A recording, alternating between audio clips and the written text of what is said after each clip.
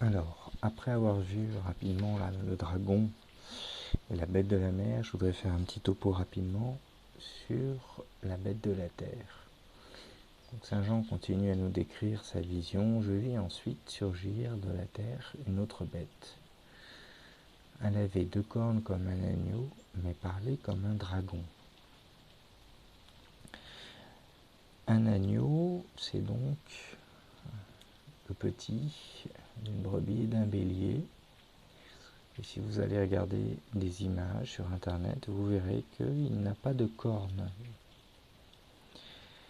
Donc, on a une indication un petit peu particulière, c'est que les cornes de l'agneau en question, elles n'existent pas, ou alors elles sont cachées d'une certaine façon. Ça veut dire quoi? Ça veut dire que très probablement, cet agneau utilise une méthode pour attaquer ou pour se défendre, où il se fait passer comme victime. Sa modalité, c'est d'être victime. Donc en fait, il caricature, bien évidemment, le Christ. Alors, c'est quelque chose qu'on retrouve régulièrement, quand vous avez effectivement une communication que vous regardez dans les médias. Très souvent, les personnes, les corpuscules dénoncent, se disent victimes d'eux. Donc c'est une forme très précise où, en permanence, on se victimise en disant qu'on est attaqué. Donc, c'est la première chose, c'est que sa méthode, il va se poser en victime. La deuxième chose, c'est qu'il parle comme un dragon. Donc, il est bien en victime, mais il se sert de ça pour accuser les autres, en fait. Donc, c'est très important à comprendre. Il est précisé donc qu'il est au service de la première bête et qu'il établit partout le pouvoir de cette bête. On précise bien que cette bête a eu la plaie mortelle qui a été guérie. Donc, c'est très important. Il y a au point de départ une adhésion, puisque tout le monde dit qui peut égaler la bête, puisqu'effectivement, il y a une tête qui est apparemment morte et puis qui revient à la vie. Donc c'est l'affirmation de la dépendance, j'allais dire, absolue, sans référence à quoi que ce soit. C'est l'autodétermination de l'intelligence dans une immanence totale, c'est-à-dire qu'elle ne veut plus absolument rien écouter et ne peut être en relation avec quoi que ce soit à l'extérieur. Mais la nouveauté, c'est que si l'homme est rentré dans cette adoration initiale, donc finalement c'est une idolâtrie de la bête de la mer, la bête de la terre, elle va obliger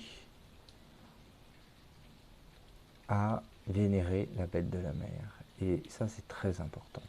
Et comment elle va faire? La première chose, c'est qu'elle va faire des prodiges étonnants jusqu'à faire descendre le feu du ciel sur la terre. Alors, il ne faut pas forcément chercher quelque chose de magique ou très loin.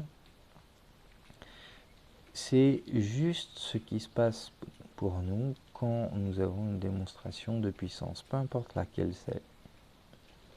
Dès qu'on est face à une puissance, quelque chose qui est semble avoir un pouvoir, on est impressionné. Peu importe ce que c'est, ça peut être une voiture très rapide pour des personnes, ça peut être une bombe parce que voilà, c'est absolument incroyable, ça peut être un mécanisme, un téléphone hyper moderne, peu importe ce que c'est. À partir du moment où la puissance est manifestée, on est impressionné. Alors là, évidemment, on décrit le feu du ciel, donc on peut imaginer que c'est vraiment quelque chose d'ultime qui permet vraiment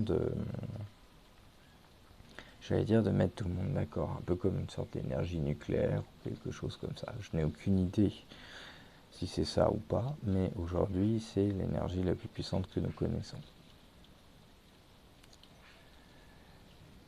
Il est dit ensuite donc que cette bête va fourvoyer les habitants de la terre en leur disant de dresser une image en l'honneur de la bête qui, frappée du glaive, a repris vie. Et on lui donna d'animer l'image de la bête pour la faire parler, et de faire en sorte que tous fussent mis à mort, tous ceux qui n'adoraient pas l'image de la bête. Alors, c'est important de comprendre, on n'est plus dans la réalité maintenant, on est dans l'image. Nous avons vu tout à l'heure comment le passage entre le dragon et puis la bête de la mer, dans les 2 podcasts précédents, en fait, la manière dont ça se passait, l'attaque se passait dans l'imaginaire. Donc, c'est pas vraiment sur Terre, c'est pas vraiment au ciel, c'est l'imaginaire. Et à partir du moment où il attaque dans cet imaginaire, il n'a qu'une chose à faire finalement, c'est mettre ou implanter dans cet imaginaire une image qui va empêcher l'homme de voir le réel et d'entendre ce qu'il y a autour de lui. S'il est dans l'image, il ne voit plus rien, il est complètement aveuglé en fait. Ça va très loin, puisque si nous développons et nous montrons des images en permanence à tout le monde, on peut finalement arriver à faire un petit lavage de cerveau, bien tranquillement, en montrant des modèles comportementaux que ensuite les personnes vont adopter, sans même s'en rendre compte. On le sait très bien sur certaines choses, notamment si on montre à des enfants trop tôt des images violentes ou on les met trop longtemps sur des écrans, ils n'arrivent plus, ils n'ont pas de recul et du coup ils perdent complètement la notion de réel et ils peuvent rentrer avec vraiment des peurs, des angoisses, etc., etc. Eh bien, si toute la journée nous montrons des images de violence aux gens, peu importe ce que c'est, à la fin ils vont devenir agressifs.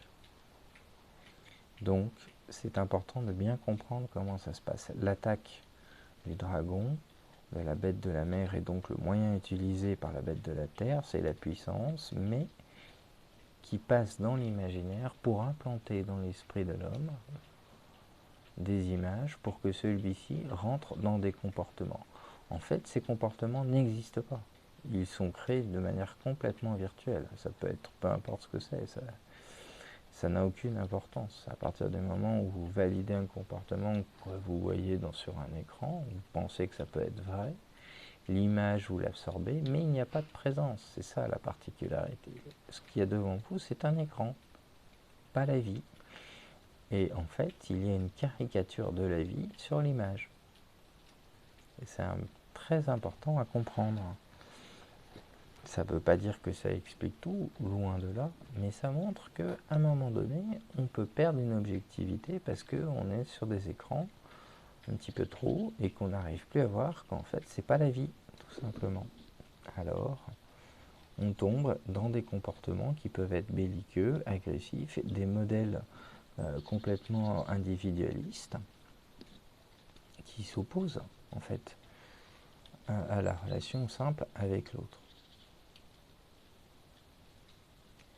En tout cas, l'image de la bête, c'est pas très difficile puisque elle parle de manière agressive. C'est un dragon. Elle caricature la résurrection, donc elle présente toujours l'homme à son image comme étant un demi-dieu ou un dieu et dans une volonté de domination. Et en plus, on sait que la couleur du dragon est rouge, donc il y aura toujours une colère et donc la guerre.